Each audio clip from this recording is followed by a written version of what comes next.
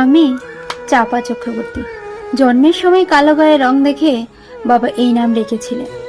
ছেলেপক্ষের সামনে নিজেকে হাজির করতে করতে আমি বড় ক্লান্ত। আজ আমার বিয়ে। 37-এ এসে অবশেষে একখানা পাত্র জুটতে পারলাম। যদিও তাদের দাবি একটু বেশি, 10 ভরি সোনা আর নগদ 50,000 টাকা। আমার সাজানো শেষ।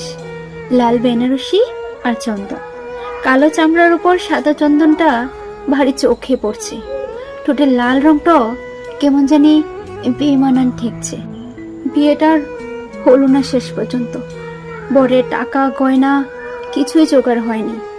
বড় বৌদি মাকে বলে দিয়েছে কাল সকালে আমায় নিয়ে কাশি চলে যেতে। কিন্তু আমার এই বৃদ্ধ মা এই বয়সে আমায় নিয়ে কোথায় যাবে? যেই শাড়িখানা পরে আমার